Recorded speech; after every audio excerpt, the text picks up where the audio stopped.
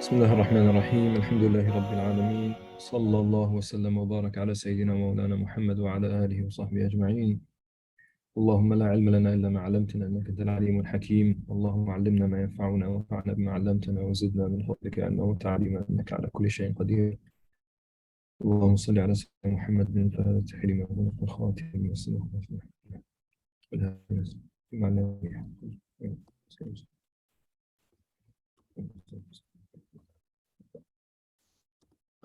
So we left off last time at point number 13. ما زال بصفاته قديما قبل خلقه لم يزدد بكونهم شيئا لم يكن قبلهم من صفاته.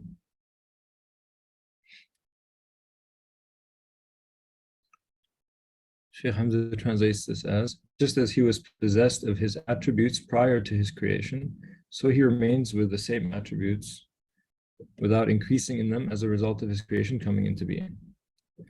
So Allah subhanahu wa ta'ala, as we mentioned earlier, has attributes, he has qualities. And creation is a manifestation of those attributes. Creation is a manifestation of those attributes of Allah subhanahu wa ta'ala.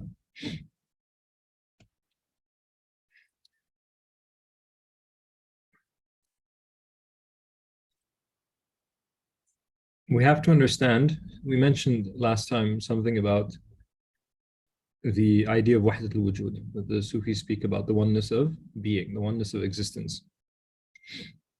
And that Allah subhanahu wa ta'ala is one in his being, in his entity, in his that. He is one in his asma wa sifat, in his attributes, and he is one in his actions. And we said that creation is the action of Allah subhanahu wa ta'ala. So creation is the effect of Allah's names and attributes coming into being.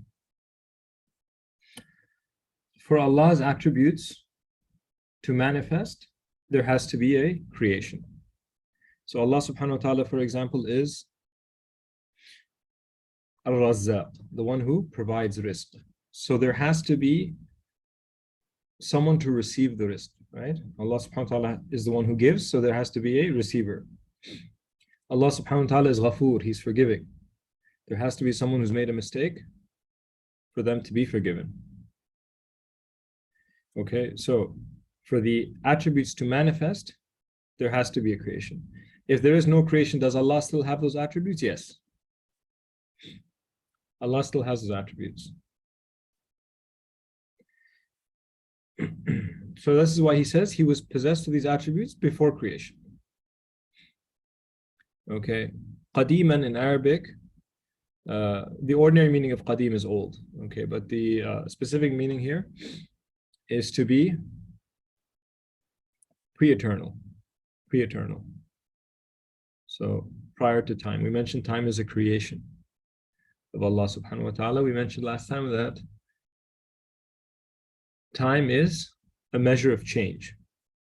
Time is a measure of change. So I apologize for my sniffling. I have a bit of a cold.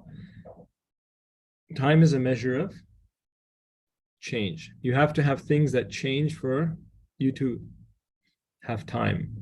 For example, we mentioned the earth, right? The earth rotates around its axis. In 24 hours, there's a rotation. The year, on the other hand, is the rotation of the earth around the sun. So with change, you have time. You have to have things changing for time to be calculated. Okay. Time is a relationship of one thing to the way it was before it, to the way that thing was before it, and so on, or after and after and after. So you have to have things. Now, before there is creation, there is no time. This is why we say that time does not apply to Allah subhanahu wa ta'ala, because Allah subhanahu wa ta'ala is not a created thing. Allah subhanahu wa ta'ala is not an object like created objects are. So there's no time. Likewise, space is something which objects exist in. And since Allah subhanahu wa ta'ala is not an object, like things are material objects, the question of space does not apply to Allah subhanahu wa ta'ala. So an interesting question comes up here. Interesting question comes up here with this point. Okay. Allah subhanahu wa ta'ala has his attributes prior to creation. Allah is al-Khaliq. He's the creator. Okay, he has this attribute perpetually. People like to talk about the existence of worlds before our world. And hadith indicate this was the case. There are hadiths that indicate that there were Adams before Adam alayhi salam, who is our forefather. So there's hadiths that indicate there was creations. There's hadiths that indicate the Prophet ﷺ was a prophet in other universes, in other creations.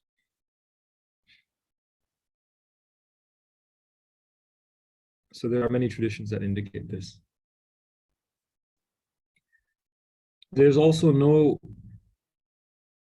Islamic issue with the idea of parallel creation. So some people speak about parallel universes, that there's this world and there's another world and another world and another world, all existing at the same time.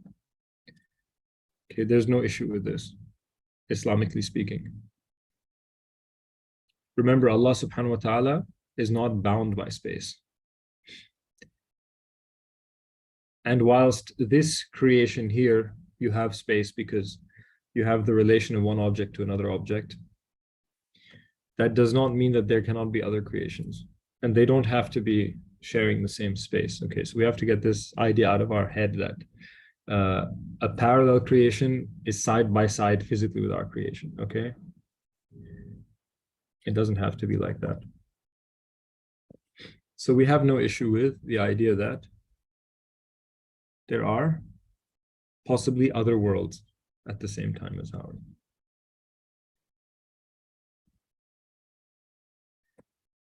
What is the Quranic proof that Allah subhanahu wa ta'ala has always had these attributes? You have the ayahs that say, وَكَانَ اللَّهُ عَزِيزًا حَكِيمًا وَكَانَ اللَّهُ سَمِيعًا عَلِيمًا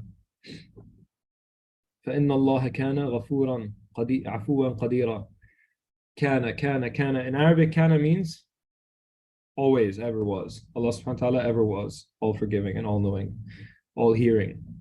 So this past tense verb in Arabic, kana, indicates that Allah subhanahu wa ta'ala was ever Ghafur, Rahim, Afuun, Qadir. All these attributes, Allah was always described by these attributes.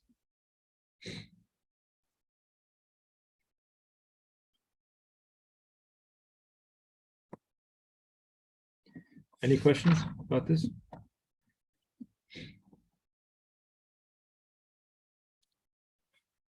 Time is also considered as a unit of measure, isn't it?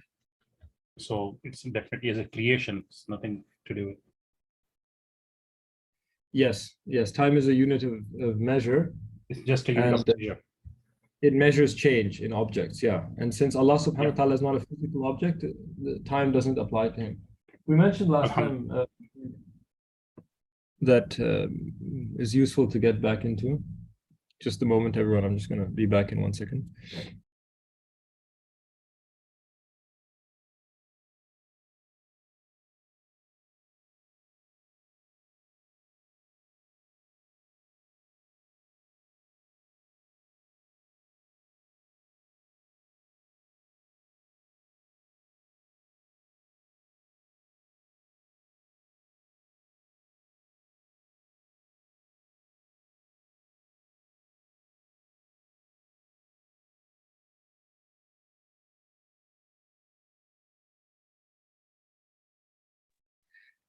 We mentioned last time, you have this objection from atheists who say,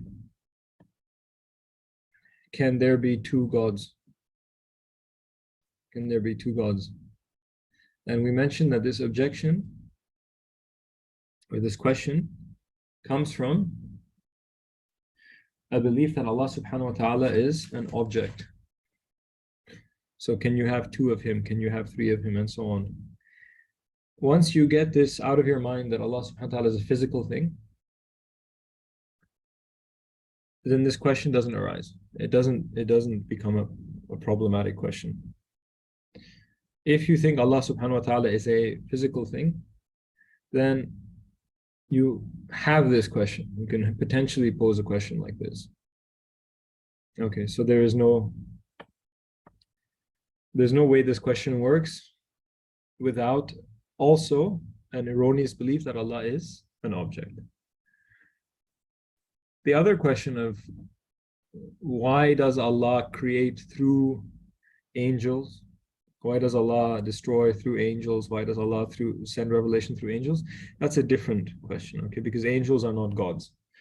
Angels are performing things by Allah's will. Angels are performing things by Allah's will. We mentioned that angels exist because of the majesty of Allah subhanahu wa ta'ala. So they are a manifestation of Allah's majesty, of Allah's status as the king of the universe. Not that Allah needs them, right? But because of His majesty, they appear because of Allah subhanahu wa ta'ala's majesty, and they are given functions.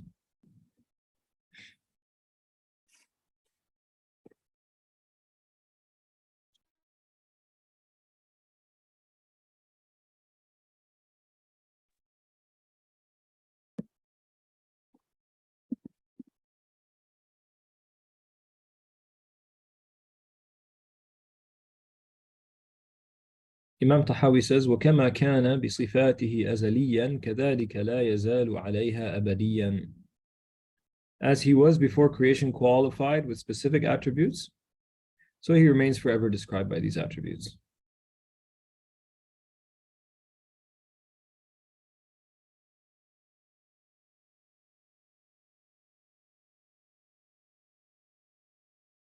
Allah subhanahu wa ta'ala did not gain any additional attributes through creation. Okay. So Allah subhanahu wa ta'ala always had these attributes, and even if He destroys creation, He retains those attributes, and He did not gain any attributes through creation. He did not get anything out of creating. Okay.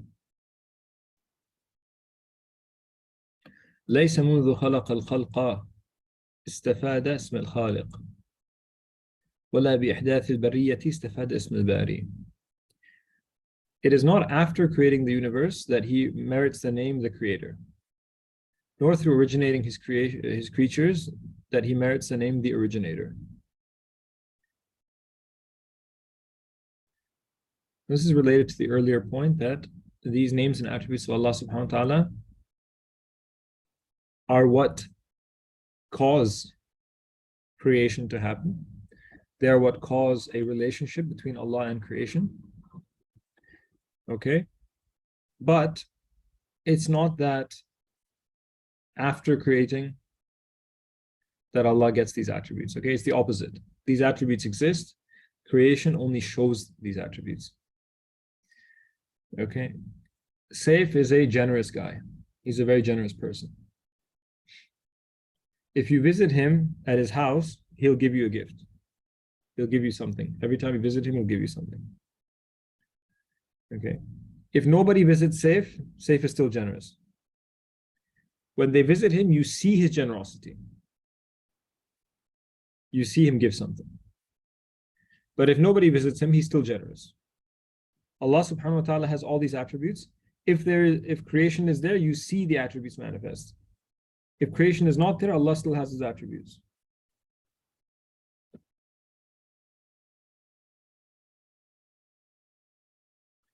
And so this is why we have the tradition that says, كنت كنزا مخفيا فأحببت أن أعرف فخلقت الخلق فبي عرفوني. That, or as it is narrated that Allah says, I was a hidden treasure and I wanted to be known, so I created creation. And so through me, they knew me. So Allah subhanahu wa ta'ala has these beautiful attributes. He wants these attributes to show up. So He creates creation so He can show the attributes. So Allah creates the people so He can give them. Allah creates the sinners so He can forgive them. Allah subhanahu wa ta'ala brings this world into existence so He can show His attributes. Okay. And then the narration says, فَبِي عَرَفُونِي. And through me did they get to know me. Through me they knew me.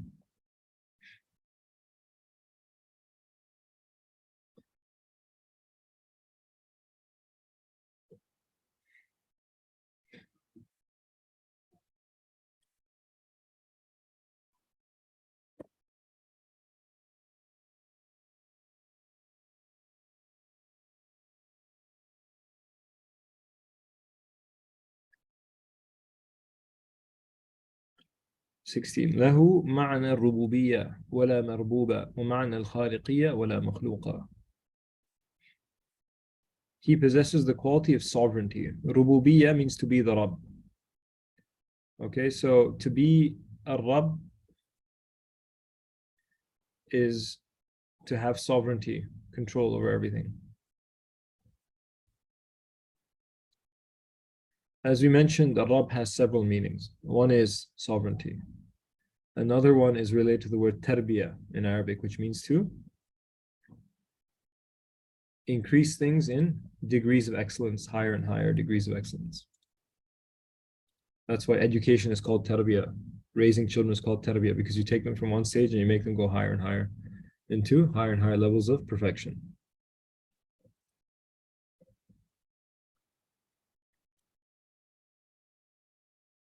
Allah had this attribute when there was no marbub. There was no one to be sovereign over. There's no one to raise up. وَمَعْنَ الْخَالِقِيَّ. And he was a creator without a makhluk, a created creature.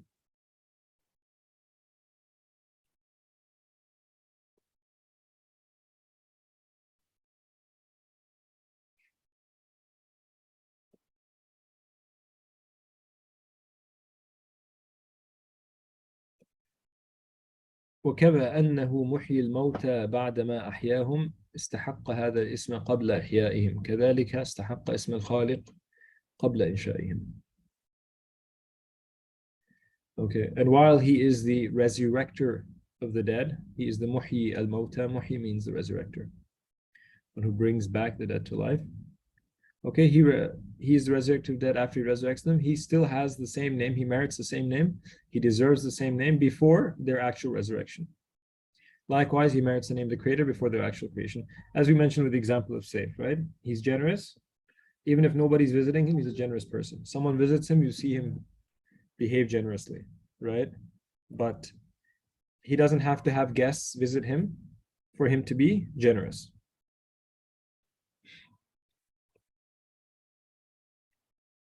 He doesn't have to have guests for him to be generous, for the generosity to be there. Okay. Likewise, all these attributes.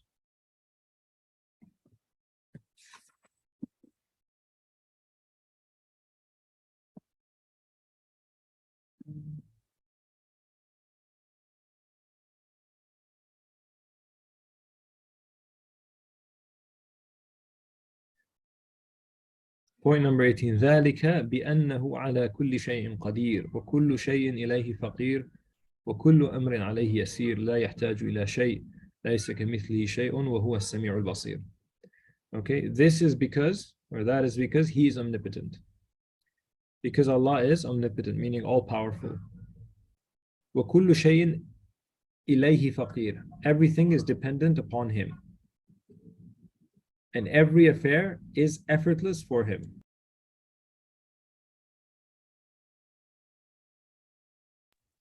He needs nothing, and there is nothing like him. This is from the Holy Quran. لَيْسَ كَمِثْلِهِ شَيْءٌ. There's nothing like him, yet he is the hearing, the seeing.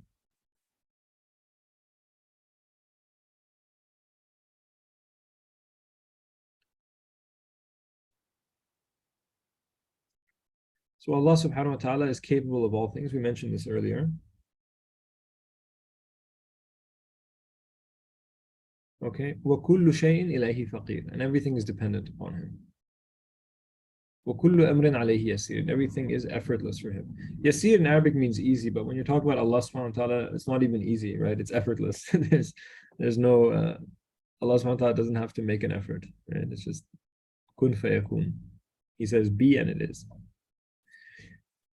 And so again, we mentioned here that the practical aspect of this belief is that we turn to Allah subhanahu wa ta'ala in all of our troubles. This whole universe depends upon Him. And for Allah to solve your problem is effortless for Him.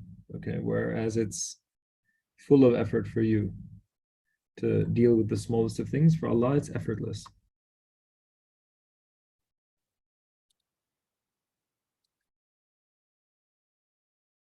I mean, you know, the creator of the universe, right? Someone who brings the whole universe into existence to help a needy servant with a small thing, right? Does it even seem like a challenge, right?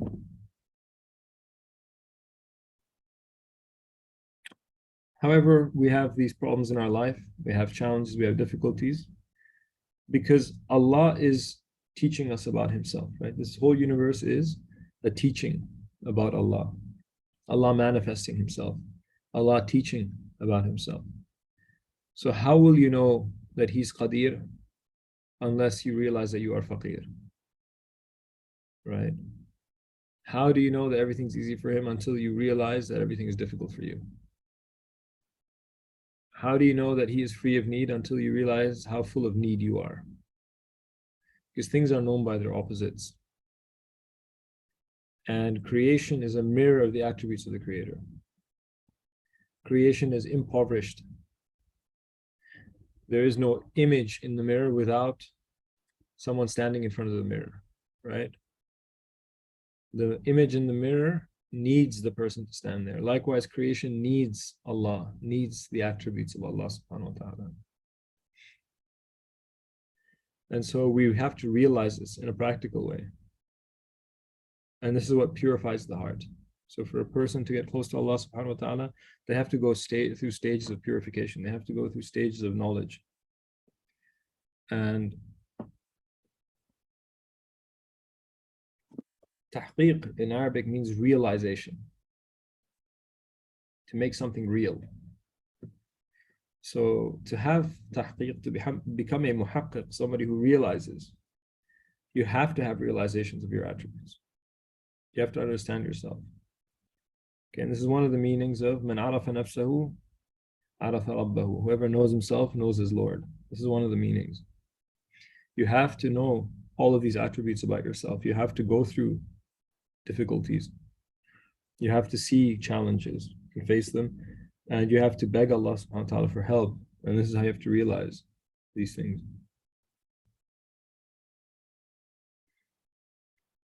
They say that Fir'aun never had even a headache for 40 years. He never had any difficulty. And this is why he said that he is God.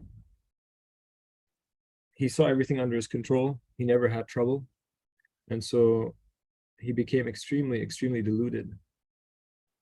And he confused himself with Allah subhanahu wa ta'ala. So not having difficulty in life is not a good thing. Mawlana Rumi talks about this in the Mathnawi. He talks about this a lot. Not having difficulty is not a good thing.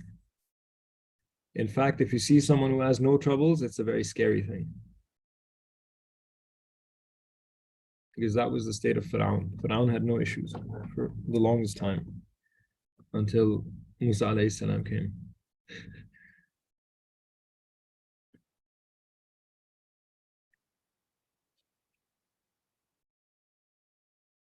I was reading in one of the books of the ulama. There's a great alim and a Sufi. He used to teach all the subjects. And he said this lawyer came to me. He's a Muslim lawyer. He said that the guy's iman was very weak. And he said to the sheikh, he said, I have no love in my heart. He said, I don't understand that we have to love Allah. It makes no sense. And he says, my heart is very dry. And so he said to him, attend the lessons that I teach, where I explain the Mathnawi of al-Rumi. He said, just come and attend the Mathnawi lessons. So he said the lawyer started to attend the durus of the Mathnawi, and he said he became a lover of Allah subhanahu wa ta'ala.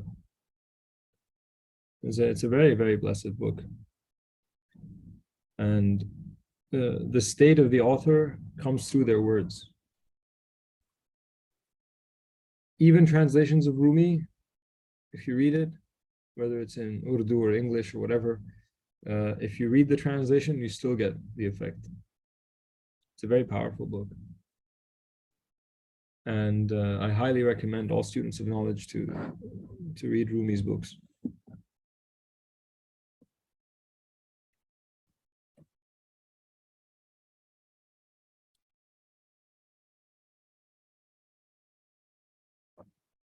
He says, خَلَقَ الْخَلْقَ بِعِلْمِهِ. He originated creation with omniscience. Okay, this is an important point.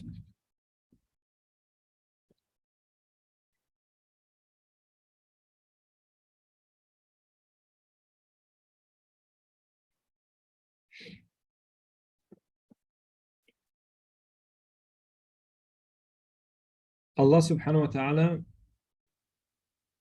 has attributes, and the attributes, you can say,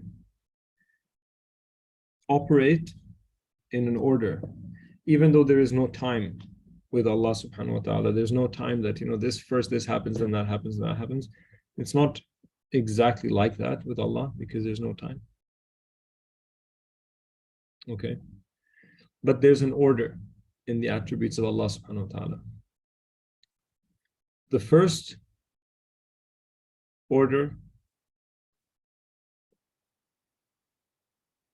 when we are thinking about creation, is the knowledge of Allah subhanahu wa ta'ala. Okay. Allah's knowledge. Allah knows what is going to happen. Then Allah's will attaches to that knowledge. Okay, Allah has a will. He wills what He knows to take place. Then His qudra, His power to make that happen. Okay. And some of the ulama, like the Maturidiyya, they said khalq. Allah has an attribute of khalq or takween, that He creates. Okay, the Ash'ari said that the qudra is what creates. It's a minor difference. It's not a major issue. But you have knowledge, you have will, and then you have power in creation. So knowledge is the first here. Okay, but there's no actual order, right? You said there's no time with Allah, but you can conceive of it like this, you can think about it like this. So Allah originated creation with His omniscience. What is omniscience? All-knowing. Okay, ilm is not like human ilm. It's not like knowing some things and not knowing other things. Allah knows everything. And then He says, وَقَدَّرَ لَهُمْ أَقْدَارًا, and He measured out the lots of all He created, of everyone He created. So taqdeer. Okay, what is taqdeer? You have qadar, taqdeer, these words. What do they mean? That Allah predestines things for them, allots things for them. Allah subhanahu wa ta'ala has a certain number of cups of water that you're going to drink in your life. Okay, Allah has a certain number of years that you're going to live. Allah subhanahu wa ta'ala, for all of creation, right? This is all qadar. It's all measured out. وَضَرَبَ لَهُمْ آجَالًا, and He determined the spans of their lives. So He's speaking about things that Allah subhanahu wa ta'ala has measured out and determined. One is the arzaq, your rizq. This is number 20. This is your rizq. What is your provender from Allah? What you're going to get in this life. Okay, it's been measured out. Your lifespan, how long you're going to live. Okay, it's determined.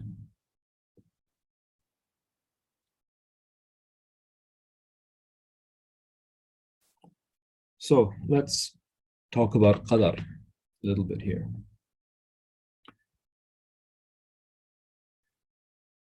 So the scholars mention that qadar has two aspects. Qadar has two aspects.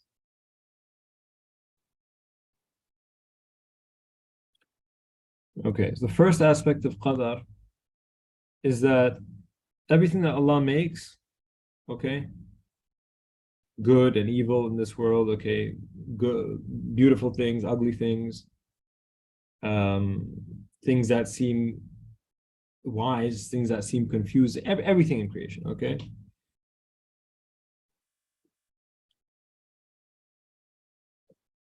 This determination of things, to be good, to be bad, to be sinful, to be beneficial, to Allah determining these qualities in the world, okay? This is one meaning of qadar.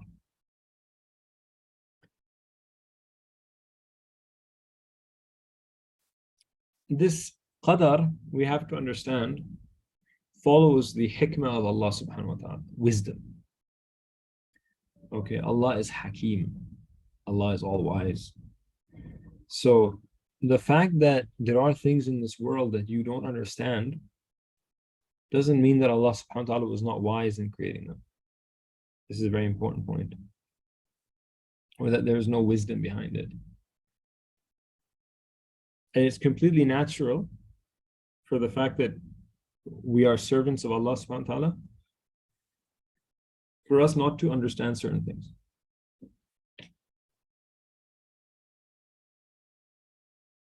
Okay, so Allah creating, for example, kufr, okay, is not lacking in wisdom. There is a wisdom behind that also.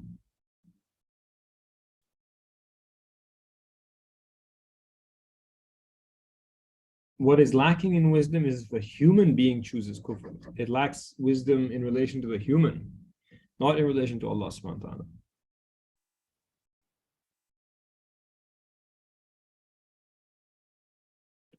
Okay. Creating bad deeds doesn't make Allah lack wisdom. It makes the human being who does them lack wisdom, but not Allah subhanahu wa ta'ala, because there is a, you can say, a big picture of things, and there is a personal view of things, right? There is the bird's eye view, seeing everything from the top. What's the ultimate outcome?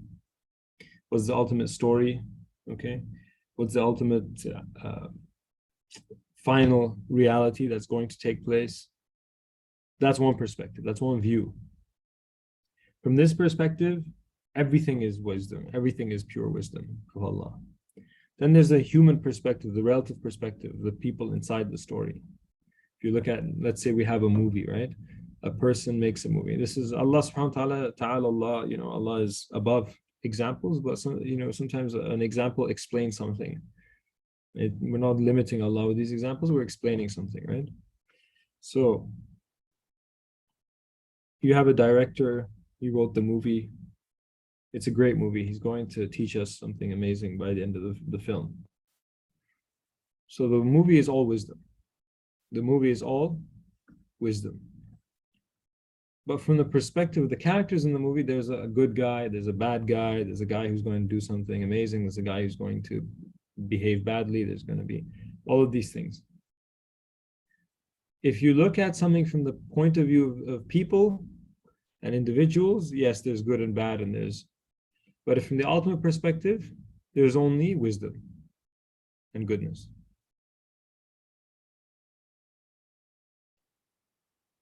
From the individual perspective, there's these other things, right? But Allah subhanahu wa ta'ala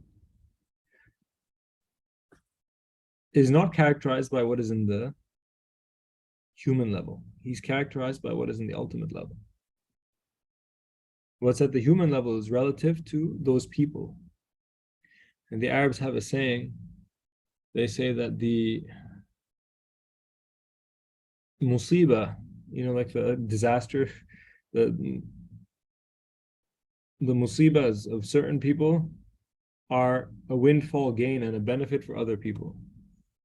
Like, for example, right now we're living through a time where oil prices are through the roof because of the war in the Ukraine, right? Oil prices have gone up very, very high. Europe is choking. They're very worried about the winter because they don't have fuel to burn for electricity and for heat and so on. Okay. So one group of people are suffering badly. The Europeans are suffering badly. Their gas supplies, oil supplies have gone down. Another group of people in, let's say, the oil producing countries in Saudi Arabia, UAE, Brunei, countries that have a lot of oil, they're benefiting from these things. The oil prices are up, they're making a lot of money. right? So from the individual perspective, there's good and bad. There's good and bad. Okay. You have a guy, he was a murderer. He killed some people. The police catch him. He goes on trial. They're going to put him to death. They kill him. The families of the people that he killed are rejoicing. They're happy that this murderer got killed, right? Because he had killed their relative. The murderer is very sad that he got caught, and he's very sad that he's going to be put to death. The people are happy that he's going to die because he killed their relative. From the individual level, some things are good and bad at the same time, because it's good with respect to some people, bad with respect to another. And sometimes a bad person might find something that is bad good, and a good person might find something that, this is all from the human level. Okay, from the divine level, this is not the case. So this is one meaning of qadar. When we say one meaning of qadar is the big picture plan, And this is also known as hikmah, Allah's hikmah. Okay. Also Allah's hikmah. The second aspect of qadar, we mentioned the first one. The second aspect of qadar is Allah's placing every event, okay, in its context of zaman and makan, in its context of time and place, and its context of thawab and iqab, what it's going to receive in terms of good and what it's going to receive in terms of punishment, so reward and punishment. Okay, so this is another meaning of qadr. Allah destining things to happen, and Allah destining the reward and the punishment for those things. It's another meaning of qadr. Right, and you have the famous hadith of the Prophet ﷺ where he said that we have to believe in the qadar, khayrihi wa sharrihi min Allah. Right, that this is all from Allah Ta'ala. So the good and the bad of it, right? Good and bad from the human perspective. If a car runs over your leg, it's bad, right? From your perspective. And it was a bad thing that happened. We have to believe that all of these things, though, are destined by Allah subhanahu wa ta'ala. And also the hadith of Sa'd ibn Abi Waqqas, radiallahu anhu, and Prophet sallallahu said, he said, Arba'un man kunna fihi fahuwa mu'minun. 4 qualities, okay, if they are found in a person, then he is a true believer. And he said, وَمَنْ جَاءَ بِثَلَاثٍ وَكَتَمَ وَاحِدَةً فَقَدْ كَفَرَ. And whoever has 3 of them only, and he hides one of these 4, he has made kufr. What are they? What did the Prophet ﷺ say? He said, شَهَادَةً أَنْ لَا إِلَهَ إِلَّا اللَّهِ. Number 1, bearing witness that there is no God but Allah. وَأَنِّي رَسُولُ اللَّهِ. And that I am the messenger of Allah sallallahu alayhi wa sallam. وَأَنَّهُ مَبْعُوثٌ مِّن بَعْدِ الْمَوْتِ. And that he shall return after death. وَإِيمَانٌ بِالْقَدَرِ خَيْرِهِ وَشَرِّهِ. And belief in qadar, the good and the bad of it. فَمَنْ جَاءَ بِثَلَاثٍ وَكَتَمَ وَاحِدَةً فَقَدْ كَفَرَ. And whoever has 3 and he doesn't believe in one of them, he has disbelieved. Right? So Prophet ﷺ telling us that qadar is one of those things that you can't disbelieve in, you have to believe in it. If I believe that human beings do these things and not Allah, this is kufr. If I believe that no, it's not qadar that my foot got run over by the car, but it's actually that stupid driver. If he didn't make that mistake, this wouldn't have happened. This is kufr. Because it's all from Allah subhanahu wa ta'ala. There is no freedom outside of Allah subhanahu wa ta'ala.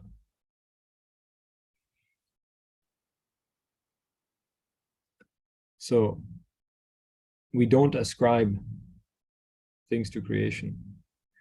Everything is qadar. The Prophet ﷺ, there's many hadiths. Okay, so this was the theoretical aspect. What is the practical aspect?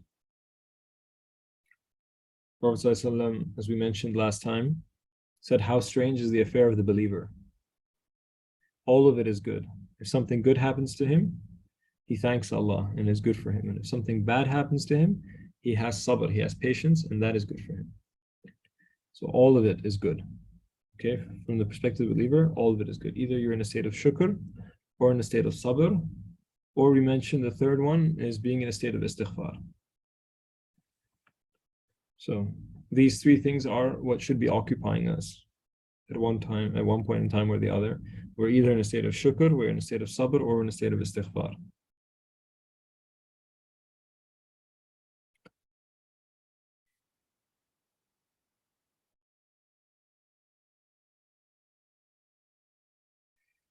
Prophet ﷺ also told us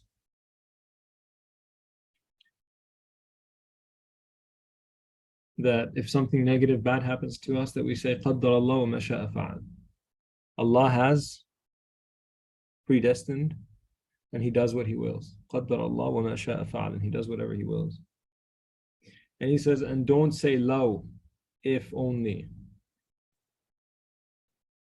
Because it opens the door to amal al-shaytan. It opens the door to the work of shaitan. So law, in Arabic, law means if only this would have happened. If only I didn't step on the road, he wouldn't have hit my leg. If only I left the house 5 minutes earlier, the truck wouldn't have been there. If only this happened, it wouldn't have happened.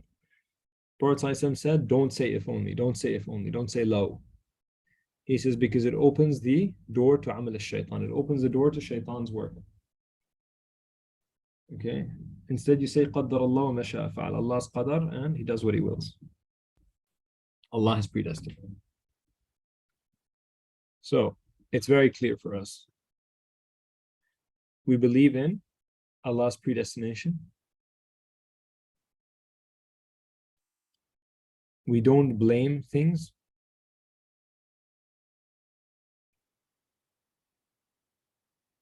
Someone might say, well,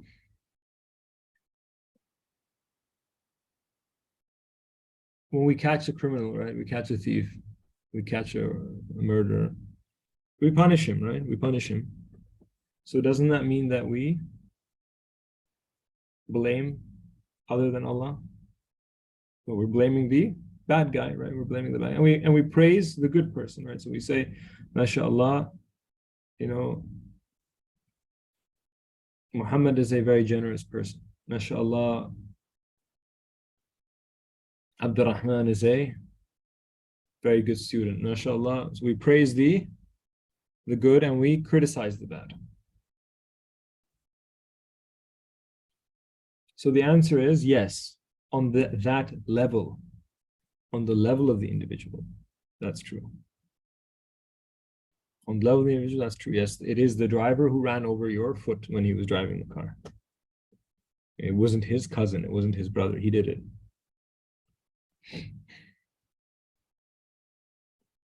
From the ultimate level, it's the qadr of Allah subhanahu wa ta'ala. And so when we speak about rida, which we will speak about later, we speak about good pleasure in Allah's decree. Good pleasure in Allah's decree. This doesn't mean that I'm so happy that somebody got killed. I'm so happy that somebody got robbed or raped or what. This is not what it means, right? Of course not. Rida means to be pleased with Allah in His wisdom, being pleased with Allah that He is in control at that level, that something wise and good will come out of even something that is horrible. And we can say it is horrible in terms of this level. On our human level, it is horrible that somebody got killed, somebody got raped, somebody got robbed. It's a bad thing.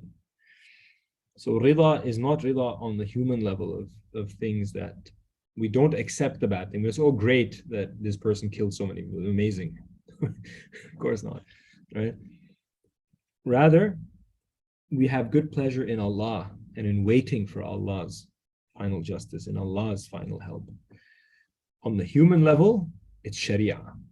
On the ultimate level, it's haqiqah. So rida is haqiqah. It's with ultimate reality with Allah. On the human level, it's sharia. The good person is rewarded, the bad person is punished.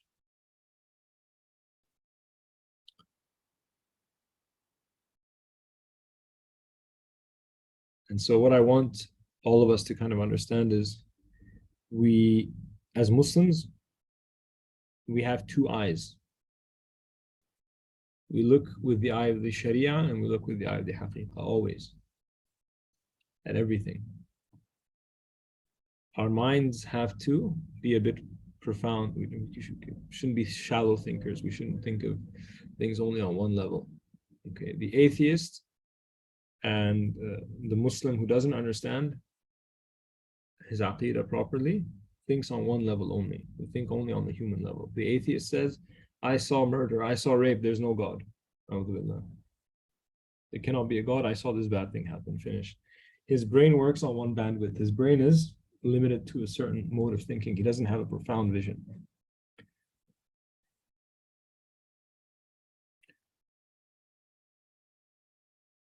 And so we see with both eyes. We see with both eyes. Likewise, to claim only the level of haqiqah without sharia is also, it's zandaqa, it's heresy.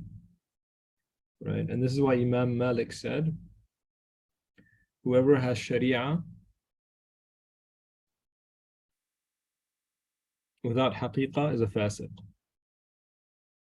It's corrupt. And whoever has haqiqah without sharia is a zindiq.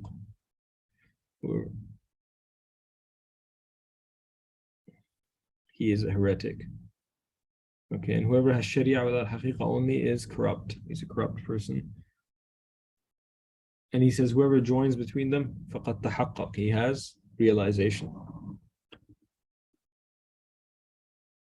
Or somebody to say, oh, it's fine, you know, everything is from Allah. It's okay that this bad stuff's happening. This is just fine. We don't say it. We don't criticize. We don't affirm the rules of the Sharia. We don't say this is haram, this is wrong, this is, you know, this shouldn't happen. No, we don't say that. We let everything be. It's all from Allah. This is heresy. This is to be a heretic. Okay, because Allah will judge things according to the Sharia in the Akhirah. Right? Sharia plus haqiqah, both apply in the Akhirah. But it's not as if Sharia and this level is not there.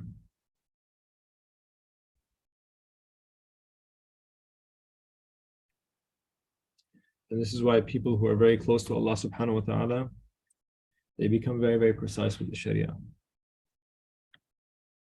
And one of them said, he said, even though my vision of the haqiqah is like the sky, my adherence to the Sharia is like a pinhead, meaning in the finest of details, I take care of the finest of details of Sharia.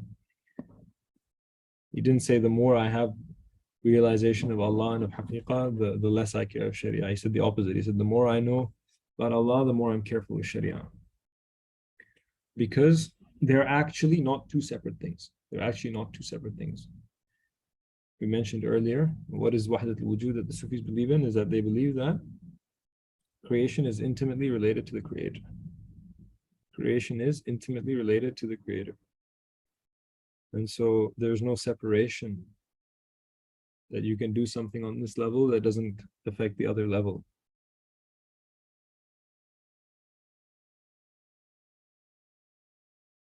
So this is important. Inshallah, we'll address that again in more detail, including the question of rida.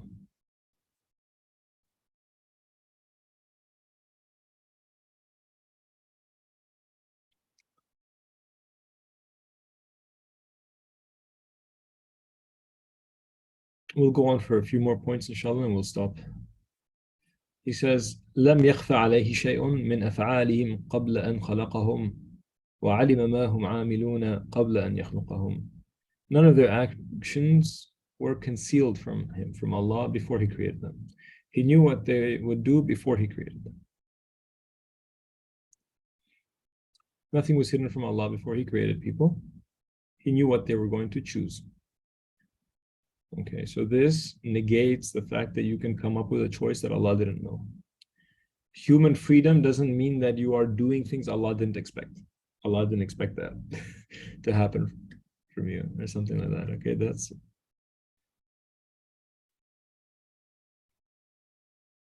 kufr to think something like that. Okay. وَعَلِمَ مَا هُمْ عَامِلُونَ قَبْلَ أَنْ يَخْلُقَهُمْ. And He knew what they were going to do before He even created them. Okay. وأمرهم بطاعته ونهاهم عن معصيته, and he commanded them to obey him and prescribed them from disobeying him.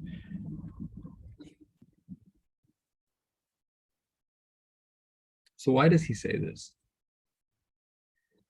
Why does he say that he knew what they were going to do, and then he says he commanded them to do good and he prohibited them from disobedience and sin?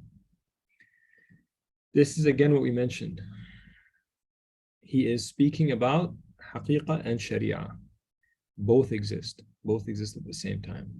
Yes, Allah knew what you were going to do. Yes, Allah knew everyone's actions. At the same time, it doesn't mean that there is no right and wrong and that there's no responsibility for those actions. So just because Allah subhanahu wa ta'ala knew what we were going to do, it doesn't mean that we're not responsible for those actions. Because somebody might say, if Allah knew I was a bad guy, why does he put me into Jahannam? How is that fair? He knew that I was going to be, he created me, he knew I was going to be bad, why does he put me in Jahannam? Right?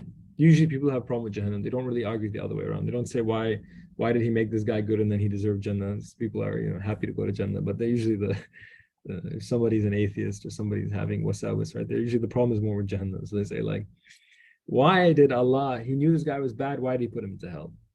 Why did he put him into hell? He made him like this, he made him bad, and why? Okay. There's a detailed answer to this. There's a detailed answer to this.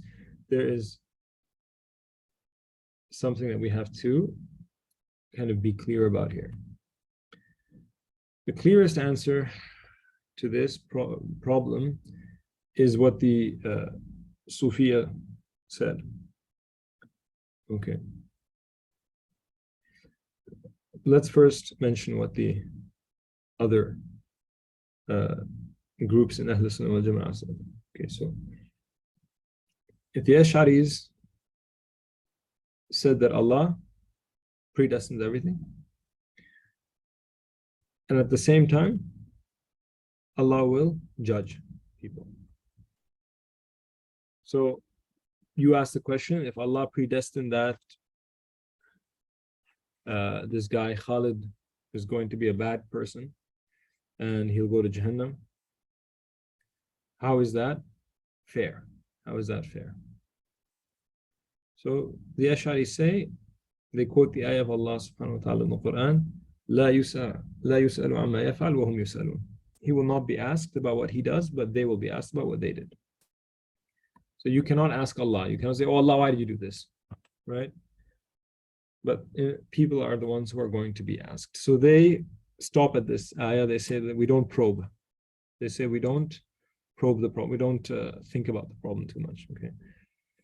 The Maturidis, another big group of Ahl Sunnah wal Jama'ah, they actually believe that human will is free. So they said that people are responsible because they chose to do their actions, and so they're punished for choosing to do the bad action, and they're rewarded for choosing to do the good action. Okay, but similarly, this opinion of the Maturidis is open to the same thing, which is if Allah knew what they were going to choose, then how is it fair? You knew that this guy was going to be a good guy. You knew this guy was going to be a bad guy. Why are you punishing the bad guy? Why are you rewarding the good guy? So the issue still remains. The Sufis had an answer to this, specifically Ibn Arabi. He had an answer to this, and his answer was adopted by the later Sufis, by Abu Thana al-Alusi in his Tafsir Ruh al-Ma'ani, for example, and others. Ibrahim al-Qurani. The later Sufis wrote books defending Ibn Arabi's position on this. So what did Ibn Arabi say? What did he say about this? What did he say about the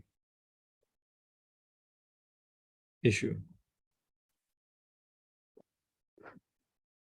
Ibn Arabi said that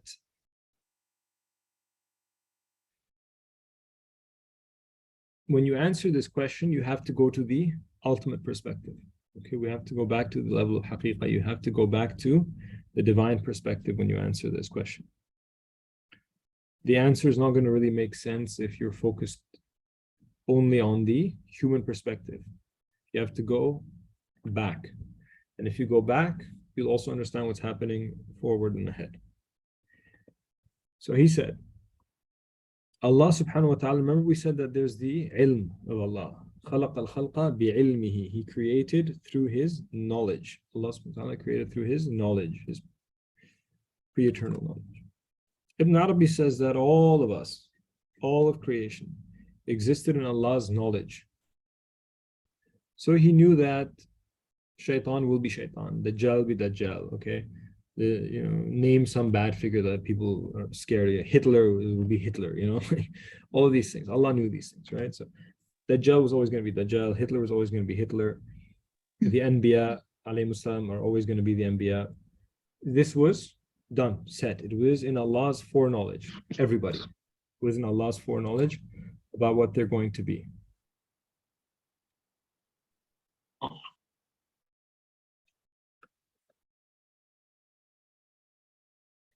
So he called these entities in Allah's knowledge, okay, me, you, everybody, he called them ayan thabita. He called them immutable essences. What did he mean by immutable essences, unchanging essences?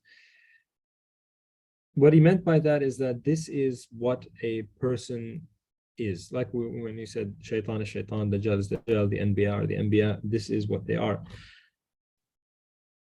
All of us as Muslims, we believe that shaitan is shaitan, right? We don't believe that he has a chance in the middle of the story to become a good guy, right? We don't believe that Dajjal will stop being Dajjal and all of a sudden become like a really nice person. We have no problem believing that the bad guys are bad guys. And we have no problem believing that the Anbiya are Anbiya, right? And we obviously don't believe that the Anbiya, a'udhu billah, could become bad or change, right? We don't believe that. So we believe in the main characters. We believe the main characters are the main characters, right? But also for the other people, all of us, every single other person, right? We have something that is our reality. So Ibn Arabi says, this is it. Everybody has a reality, okay? Your reality has something in the akhirah which matches it.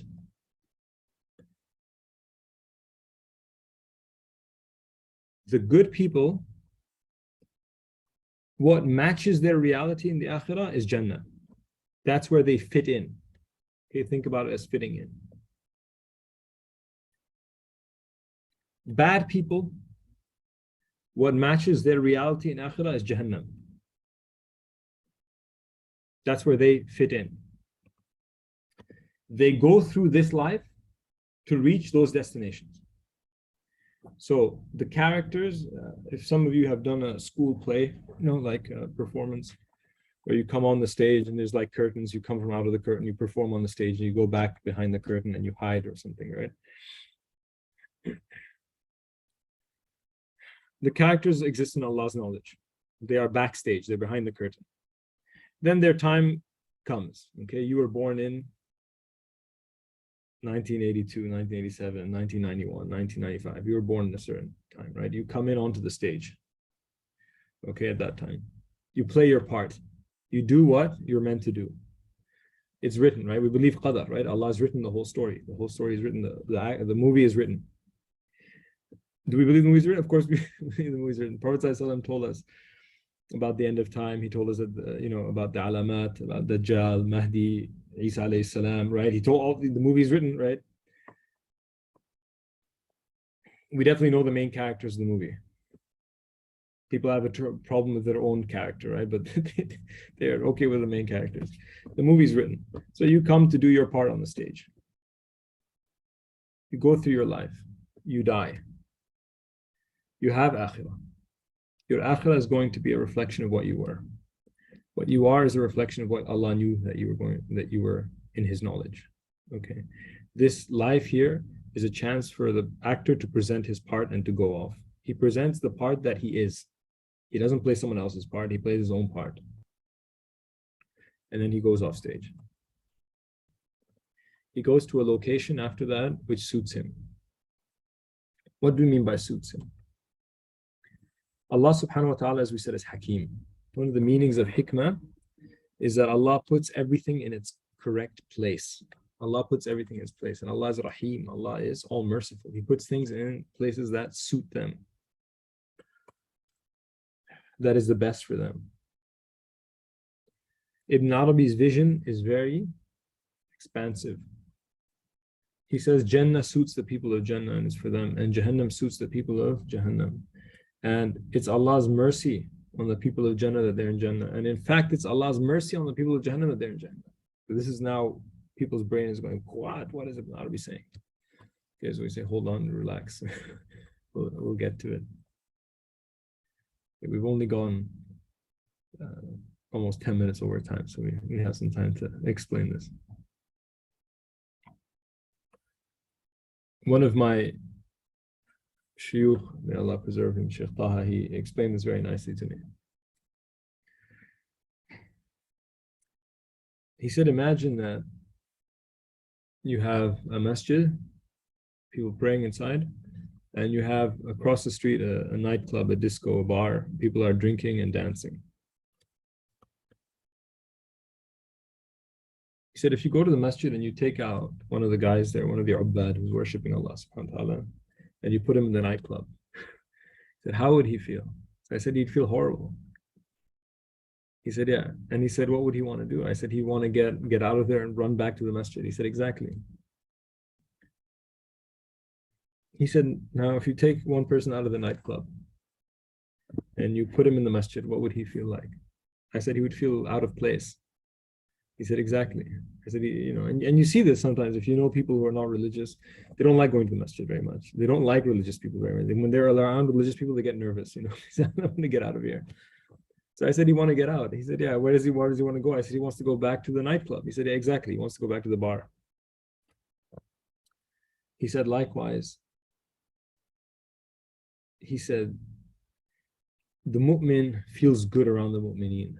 The sinner feels good around other people sinning. He feels naturally, he feels in his zone, in his element. Jannah, Allah describes Jannah as a place where people enjoy themselves and their company, right? Many ayahs speak about the enjoyment of the other people, that you enjoy yourself with your friends in Jannah. Ikhwanan ala surrin, like you're brotherly in your love, and you're sitting on cushions, relaxing, reclining, talking, enjoying yourself in Jannah with your beloved, with your people that you love. The hadith, the Prophet said, many of them mention that there's levels in Jannah, and that people get upgraded in levels to go to the people that miss them. So for example, there's somebody in a very high level and they miss their relatives who are on a lower level. So Allah upgrades the people in the lower level, and they go to the higher level to be with their relative. Why? So that Allah subhanahu wa ta'ala can complete the pleasure of the people in the higher level. Allah subhanahu wa ta'ala, like this guy is not having the best time without his best friends. So Allah makes him have the best time by bringing his best friends to be with him at the higher level, out of Allah's mercy. So people are with each other enjoying that aspect as well.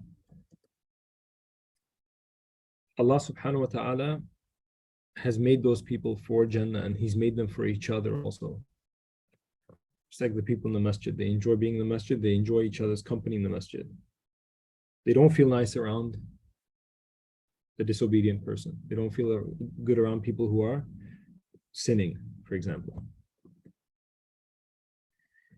And vice versa. The people in Jahannam, that's the company that they seek and that they desire. That's what suits their nature. Was this only Ibn Arabi's idea?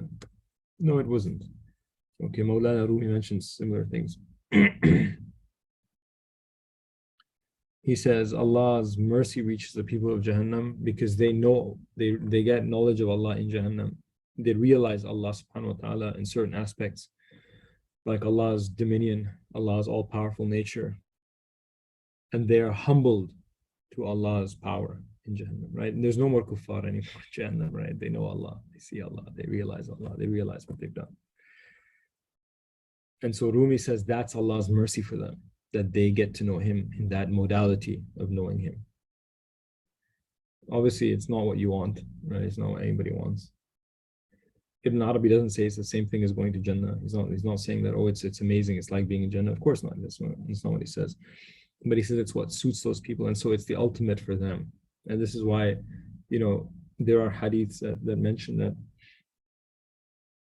It's a weak hadith, but it's there. Ibn Taymiyyah and Ibn al-Qayyim quoted it, and it's in line with Ibn Arabi's position. Ibn Arabi doesn't quote it, but it's in line with what he said. And the weak hadith says that, and you know, weak hadith doesn't mean it's fake. It just means that the chain is not strong, but it doesn't mean that the hadith is completely a fake hadith, right? That's a different category. Fake hadith is a different category. Mawdu' is different to da'if. Da'if has a weakness because of the chain, maybe, or because of the wording, or because of other aspects that might be in the hadith. It doesn't mean that the hadith is meaningless. And so students of knowledge must always know the difference between a weak hadith and a fake hadith. They're not the same thing. The hadiths have degrees of strength. Fake is a different category. Fake means it's not a hadith. Prophet ﷺ never said it. Okay, weak hadith doesn't mean this. One of the errors of the modern Wahhabis, Salafi movement is that they equate weak hadith with fake hadith. So they kind of want to purify the books from all weak hadiths, thinking that weak means fake, and it's not the same thing. So the weak hadith says that the fires of Jahannam will go out after eons and thousands and millions of years of burning. They go down, they go out, and grass grows from the floor of Jahannam. So Ibn Taymiyyah and Ibn al-Qayyim read this as saying, and Ibn Taymiyyah and Ibn al-Qayyim, we have differences with them. Some of the things that they said, right, was not in line with the majority of Ahl Sunnah, right? But they're not zero, they're not nobody. That's one, you know, we don't do that extremism of saying, oh, Ibn Taymiyyah is a zero, Ibn al-Qayyim is a zero, they're stuff. That's not right. They were scholars, they were ulama of this ummah. They made mistakes in certain points of Aqeedah. Doesn't mean that they are thrown out. Okay, we don't do that. So Ibn Taymiyyah and Ibn al-Qayyim said that Allah's mercy reaches Jahannam. What's the proof that Allah's mercy reaches everything, right? Ibn Arabi says, and all the other scholars say, the ayah, وَرَحْمَتِي وَسِعَتْ كُلَّ شَيْءٍ. My mercy encompasses all things, every single thing. Allah's mercy reaches everything. And Ibn Arabi mentions a story.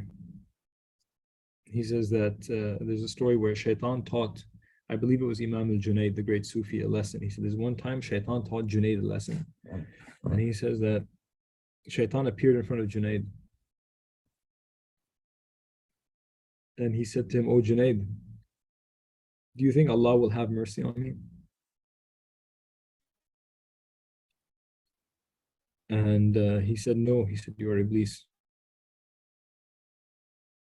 And he said to him, "But didn't Allah say, وَرَحْمَتِي وَسِعَتْ كُلَّ شَيْءٍ? Didn't Allah say that my mercy encompasses all things?"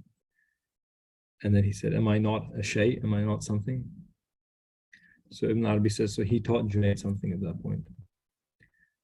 So all of these figures, Shaitan, Dajjal, and so on, the mercy of Allah will reach them in a mode of reaching them. Okay, this doesn't mean, again, people get very nervous when they hear this. Ibn Arabi said this.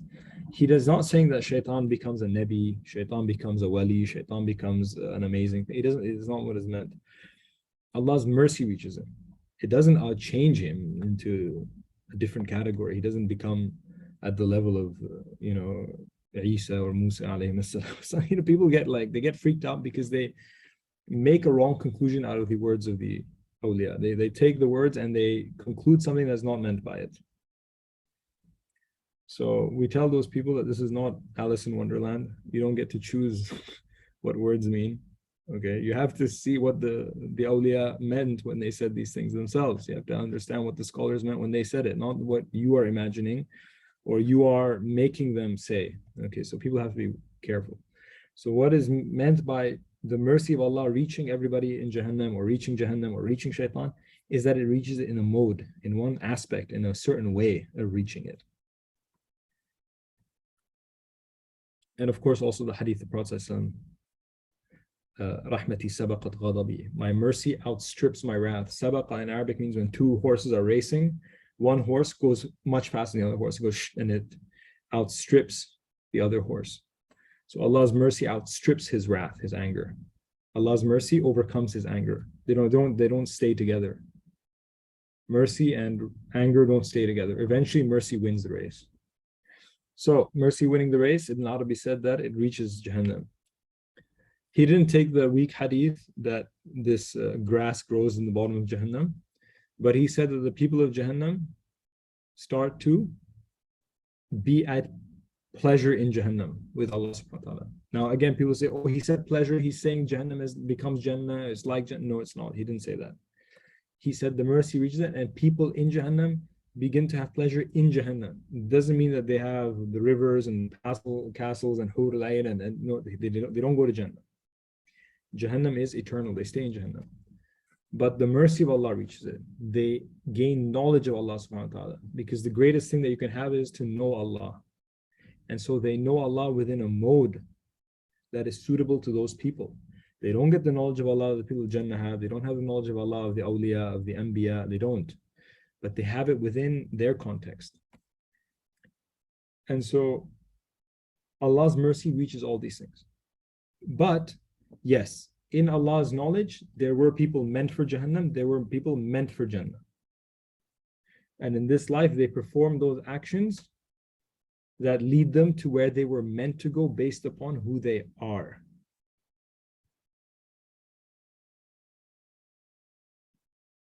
Based upon who they are. And Allah's mercy reaches all of creation at their levels.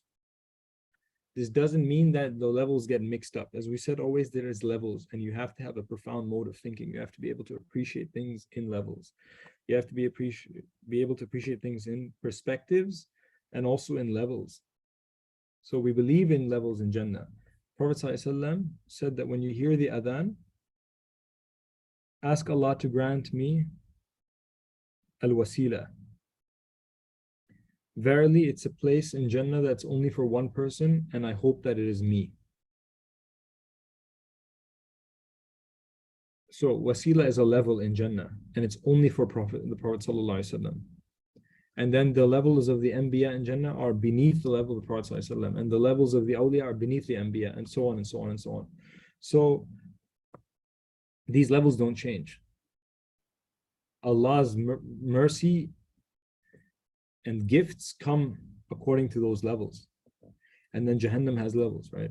Quran mentions that there's asfal as-safilin, there's the lowest of the low in Jahannam, right? It's the worst of the worst. And then there's levels that are slightly better. May Allah protect us from all the levels of Jahannam, right? But there's levels that are better. So again, Allah's mercy reaches them in accordance with those levels. So this is the answer. This is the answer that yes, we are responsible for actions, even though the movie, you can say, was written beforehand, even though it was predestined. We are responsible, because responsibility means going to Jannah and Jahannam, and those were already the places where these individual entities in Allah's knowledge were meant to go. So Zayd had to go here, and Muhammad had to go here, and so on. They were already meant for certain levels. And the judgment of Yawm al-Qiyamah is only to send those people off to where they're meant to go. Like they all arrive at the airport, and then the guy looks at the boarding pass. He said, okay, your flight is here. You go from that gate. Oh, you're from that gate. You're going to go on that flight. Okay, everybody arrives on Yawm al-Qiyamah with their book, right? And their book already says where they're going to go. And their book is what? It's their actions. And their actions are what? Predestined by Allah. And their actions are in line with who they are, what they're going to do. So the judgment of Yawm al-Qiyamah is a means for these people to go and board the flight, or to go to the place that they're meant to go in al-Akhirah. And so that's why there is judgment. Judgment has to take place. So because we believe in predestination, we don't deny judgment. We don't say, oh, there cannot be judgment. No, judgment exists, and it's a part of the process, right? There's a process. The process ends with Akhirah. Qiyamah is before that. This dunya is before Qiyamah, and so on. So there's a process, and it goes to that. Does that mean that we shouldn't work? Does that mean we shouldn't do good deeds? We should just sit down and relax and say, well, it's already destined. You know, if I'm meant to go to Jannah, then I'll go to Jannah. You just relax. No. Because it's Allah's wisdom that He's hidden this from us. None of us knows if they're going to die on Iman. None of us knows if they're going to die as good people. Right? And so this being veiled from this reality is a mercy from Allah for us to work and to perform actions that are good, hoping that Allah subhanahu wa ta'ala accepts us and praying that Allah subhanahu wa ta'ala will accept us. And if somebody says that, oh, I'll just relax because it's already written, then you have to understand that it was written for that guy to be lazy. It was written that that guy is a lazy person who's going to say, I'm just going to be lazy, right? That's what's written for him, is that he was a lazy character who said, I'm going to be lazy because it's written.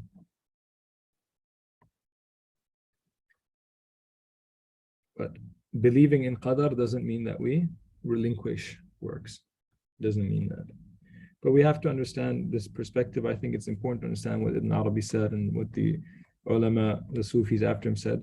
And these Sufis were Ash'a'ira, so Abu Thana al-Alusi and Ibrahim al-Qurani and many, many others. They were Ash'aris, right? But they took Ibn Arabi's position on this issue of what they call al-ayan al-thabita and isti'dadat. Isti'dadat means being prepared for something. So you're prepared for a certain place in Akhirah. You're being prepared for Jannah or Jahannam. Even before you were born, you're already prepared to go there, that place, because of your nature. They took this idea because they found that it was a good solution to the problem of how can there be judgment even though people are predestined. People are predestined, but then they're judged also. So they said because judgment is just a means for them to get to where they're supposed to go. And inshallah, if we understand this, then kind of doubts that sometimes atheists and others try to throw at people and say, oh, you know, if you believe in predestination, then how come people are judged and so on? Those won't really bother you anymore once you understand this. Walhamdulillahi Rabbil Alameen wa sallallahu ala Sayyidina Muhammad wa ala alihi wa sahbihi ajma'in. Inshallah, I'll answer questions if there's any questions.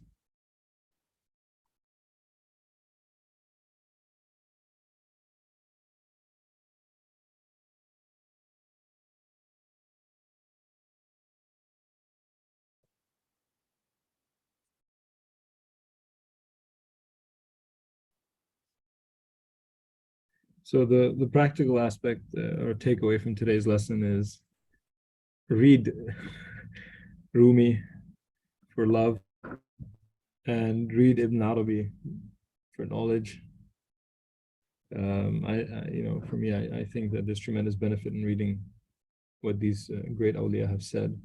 Rumi is practical. You read Rumi, your heart opens and you are pushed towards greater and greater good works. You read Ibn Arabi and your mind opens to more understandings about the universe, about Allah's wisdom and these things. And this is the reason that they wrote down the knowledge that Allah gave them. They wrote it down to benefit other people. So we take the benefit from them. Seeking knowledge is a great thing, and knowledge increases a person's iman, and stronger iman, inshallah, with Allah's tawfiq, means more amal, stronger deeds. So we should all take the means to gain knowledge, and reading these things that benefit the heart are very, very important. Okay. The books of Imam Ghazali tell you how to behave. The books of Rumi tell you how to fall in love with Allah subhanahu wa ta'ala. And the books of Ibn Arabi give you knowledge. And too much of one thing is not good. I mean, I've seen people that read Ibn Arabi too much and they don't really they don't really focus on other things. That's also not a good thing.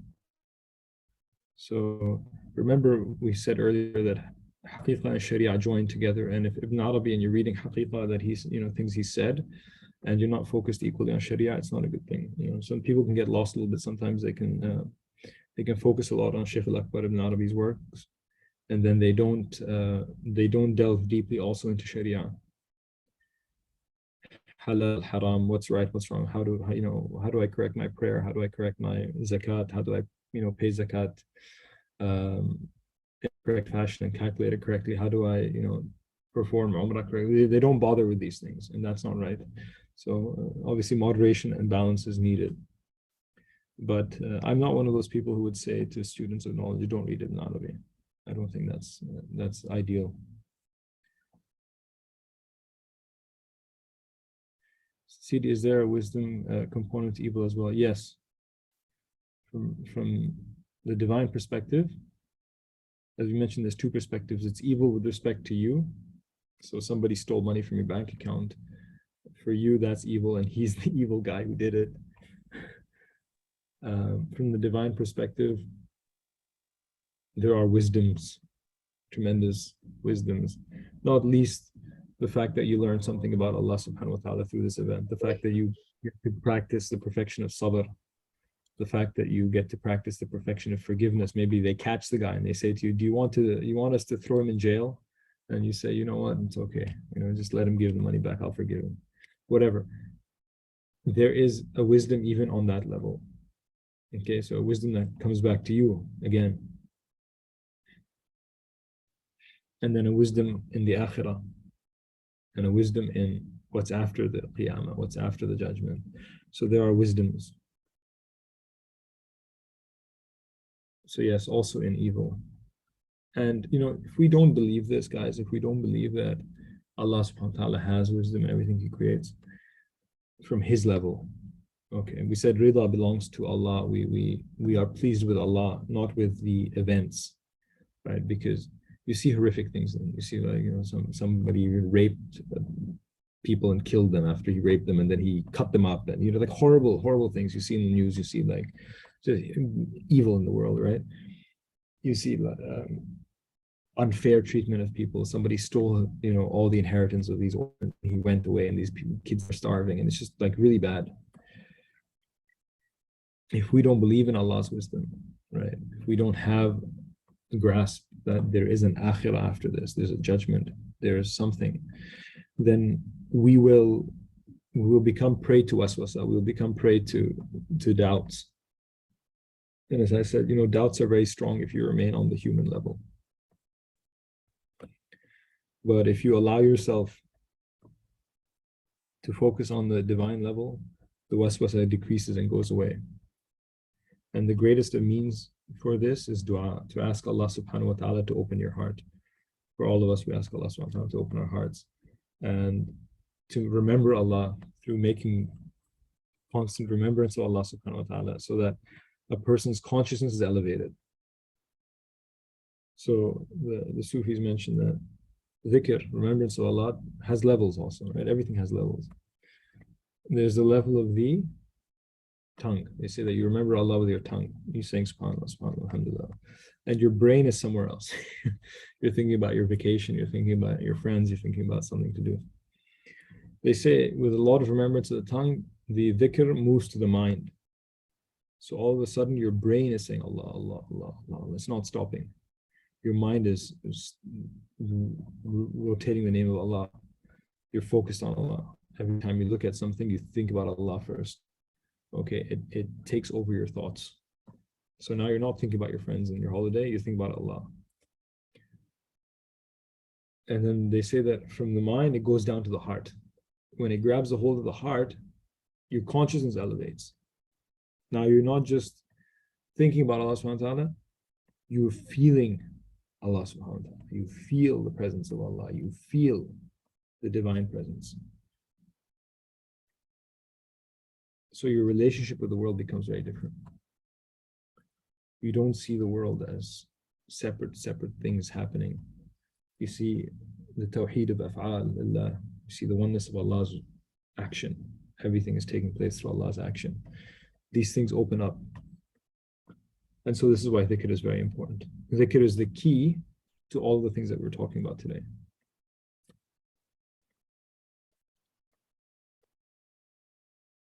Someone says, Sidi, what should be the difference in belief between strong and weak hadith? It's a topic, inshallah, that we should discuss when we study. We'll study a small book on hadith, inshallah. Mustalah. Short answer is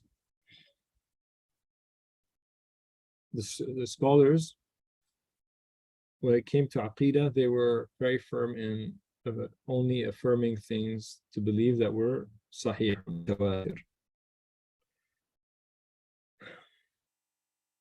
When it came to fiqh, they allowed a lesser standard. They allowed some medium strength hadiths to operate in fiqh. In fact, if you look at the madhab, for example, of Imam Ahmad, if you have a hadith for something, you apply it, even if the hadith is not very strong.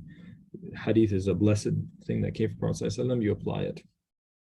Generally, Imam Ahmad's madhab is the application of hadith before anything else, even if it's not very strong. Okay, so Aqeedah was the toughest. They said only the strongest of hadith and mutawatir. Fiqh, they were in the middle. For Fada'il Amal, they accepted weak hadiths. If you have a weak hadith that says, if you say, a certain dhikr 100 times, you get this many darajat and this many rewards, they said, Bismillah, go ahead and do it. The scholar said, do it. Take the weak hadith and apply it. Why? Because the weak hadith doesn't mean it's fake. There's a chance it's a real hadith. It's just that the guy who recounts it was a weak narrator. What does weak narrator mean? It means that sometimes he would confuse one word with another word. Sometimes he would, So let's say that, you have an uncle. You have two uncles. Okay. I'm just going to give you this example, and this, inshallah, should clear up things for people. You have two uncles. One guy has a really good memory. Okay. One of your uncles, he can remember something from 30 years ago exactly. And you have another uncle who's forgetful, but he's honest. He's not. Both are honest men. So your uncle with a perfect memory comes to you and he says, today I met my friend Firas at a restaurant, and he said to me this, this, and this. And he tells you three things. He says that the property prices are going to go up, the price of petrol is going to go down, and some other thing he said. Okay. So you say this guy has a perfect memory. So everything he said Firas said, 100%. Okay. Your other uncle comes. Your other uncle forgets little details a little bit here and there. Okay, so he says to you, today I met my neighbor Ahmad, and Ahmad told me that there's a new movie in the cinema. It's called this. It's a really good movie. Now your uncle, because he has a slight memory issue, maybe the name was not exactly the name of the movie. He changed one word in the name. Or his neighbor is not called Ahmad, he's called Hashim, but he slipped up and he said Ahmed instead of Hashim. Or maybe he has a weak memory, but everything he said to you was correct. Because sometimes even people who have weak memories, they can remember a certain thing perfectly. It happens, right? So this is what a weak narrator is. A weak narrator is not a guy who lies. He's not a guy who made up something. He's a guy who relates to the hadith, but maybe he chanced that he messed up on some word. Maybe he didn't mess up on anything. Maybe he messed up on 3 words. Maybe he messed up on 1 word. You don't know. So to be super careful, you're not going to take his hadiths at the ultimate, highest level of validity. It doesn't mean he's a liar. Okay, so this is a very important point. And there's a chance that a weak narrator or a weak hadith is 100% correct. 100% what came out of the Prophet's mouth. There's a chance. Right? There's a chance. Like anybody who doesn't have a great memory can sometimes remember something perfectly. So this is why Ahlul Sunnah wal Jama'ah, we don't throw out weak hadiths. We apply it, especially in Fadail Amal. And there's a Wahhabi bid'ah of throwing out weak hadith, which we don't follow.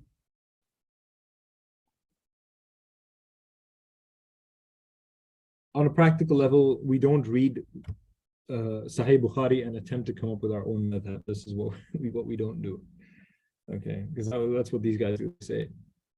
Abu Hanifah was weak in hadith, or Malik was weak, or whatever. They quoted weak hadith. But look, Bukhari is all Sahih, so just follow Sahih Bukhari, read it, and this is your fiqh. We don't do that.